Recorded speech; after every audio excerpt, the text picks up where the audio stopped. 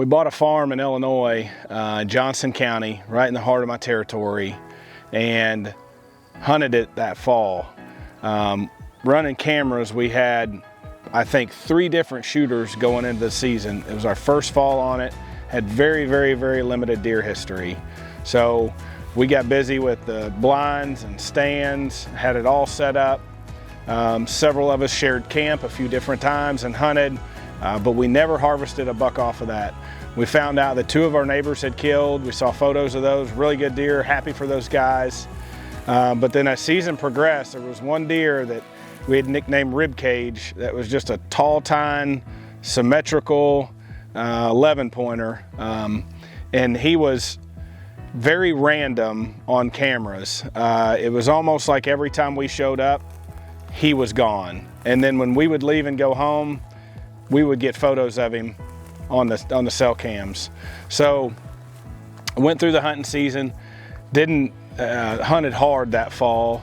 Mark and I filming, had a good season overall, but I didn't harvest a buck in Illinois.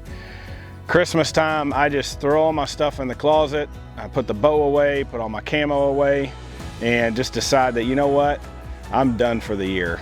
It was like the first week in January, boom, we get a picture of him in daylight.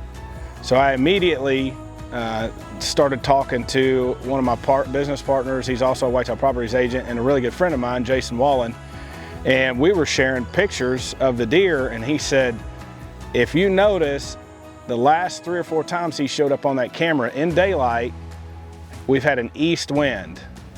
And I was like, no way. And so I'm like, man, I've put all my hunting stuff away, I'm done.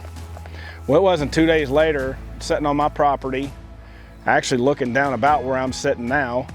And as I'm looking out the window, I'm drinking a cup of coffee, and there are deer absolutely everywhere. It's cold, it was really cold that morning, probably down 15, 18 degrees that morning. And I looked down and there are just deer everywhere. I think I saw 30 deer that morning while I was sitting there having a cup of coffee. So I pulled up the weather, and it was, sure enough, I noticed it was an east wind. I think there were just a couple days of deer season left. Made a couple calls, I couldn't get a cameraman, so I said, you know what, I'm going hunting anyway. So I literally got my stuff back out of the closet, get my bow, get my camo, get everything ready, and I'm in a pair of blue jeans and a black hoodie, and I take off about 1 o'clock. Well, I get in the blind, everything's perfect. Afternoon hunt, I'm sitting over top of a winter wheat field, and all of a sudden I get a text message on my phone, and it's a Spartan camera that had went off 300 yards back in the timber, and it's him on his feet in daylight, headed my direction. So I start immediately, I start shaking, my nerves get high, like my adrenaline goes up, and I'm like, you have got to get it together, or there's no way you're gonna be able to do this. So I'm sitting there, I'm texting everybody, I'm like circling the picture, I'm sending it, I'm like, there's no way this is happening, but that deer is walking right to us, because he had shown up before there, and then that afternoon he was in the field. So I'm sitting there and I'm just anxious. Probably the most anxious deer hunt I've ever had.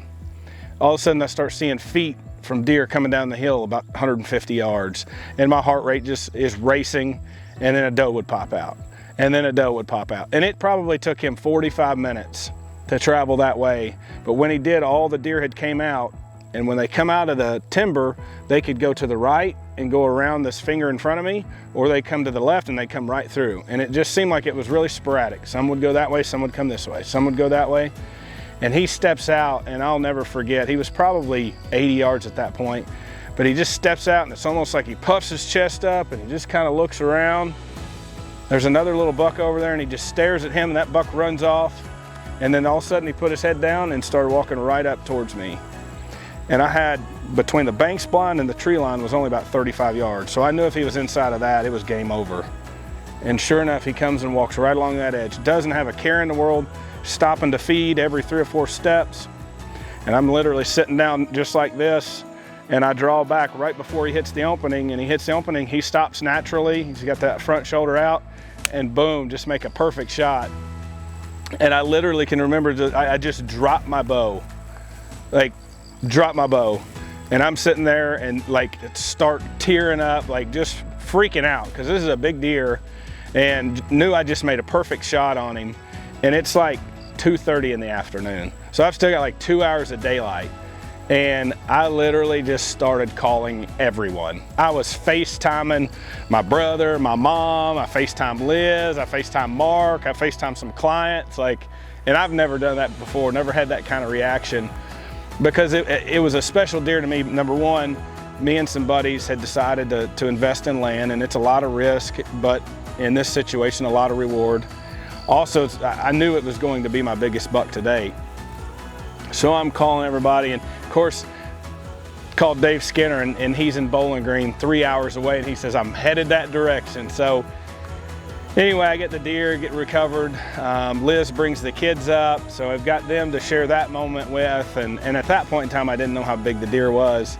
And just, I mean, we get down, I wait for them, get my hands on him, and just soak up that moment. And when Skinner gets there that evening, of course, we pull him in the garage and we put the tape to him, and he grossed 177 and netted 171. So he was a Net Booner, which is super rare in the world of whitetails, but my biggest buck today, and probably one of the coolest hunts, the funnest hunts I've ever had.